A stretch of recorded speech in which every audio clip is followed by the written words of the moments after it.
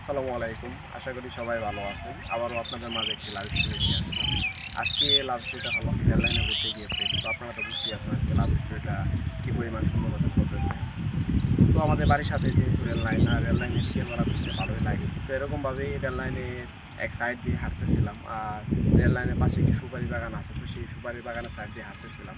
তো এরকমভাবে হাঁটতে হাঁটতেই সেই বাগানে খেয়াল করলাম একটি মেয়ে অনেকক্ষণ যাবতই সে একটি গাছের সাথে কী যেন লিখতেছে। তো আমি তার কাছে গিয়ে দেখার চেষ্টা করলাম। তো সে তার নাম লিখতেছে, আরও কী জানি লিখতেছে। তো আমি বললাম যে গাছের সাথে এভাবে অত্যাচার কেন করতেছেন? তো এমনি মজা করতেছিলাম।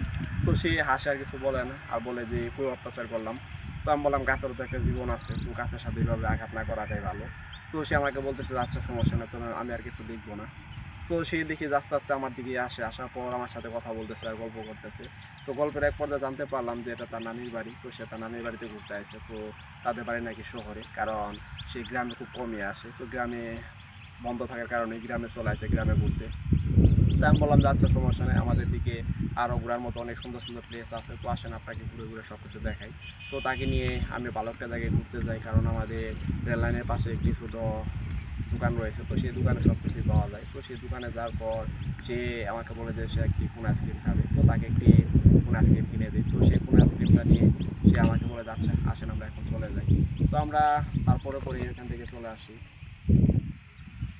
তো আমরা এখান থেকে চলে আসি কিছুক্ষণ কথা বলার পর। তো আসার পর হঠাৎ করেই তাকে আমি বলি যে আচ্ছা আপনি তো চলে যাবেন, আমিও তো চলে যাব। তো এরপর আপনার সাথে কীভাবে কথা বলবো, আপনার ফোন নম্বরটা দেন। তো সে তার ফোন নম্বরটা দেয়। তো তার ফোন নম্বর নিয়ে তারপরে মাঝে মাঝে তার সাথে কথা বলতাম। তো এরকমভাবে কথা বলতে বলতে হঠাৎ করে তাকে একদিন বলেই দিই যে আপনাকে আমার অনেক ভালো লাগে, প্রথম দিনই আপনার প্রেমে পড়ে গেছি। তো বিষয়টা শুনে সেও বলে যে আচ্ছা আমিও আপনার প্রেমে পড়ে গেছি, কারণ আপনাকে এর আগেও আমি দেখেছিলাম ওইদিকে। তো আপনারা এতক্ষণ পর্যন্ত যারা আমার লাভ স্টোরিটা শুনলেন তাদেরকে অসংখ্য ধন্যবাদ।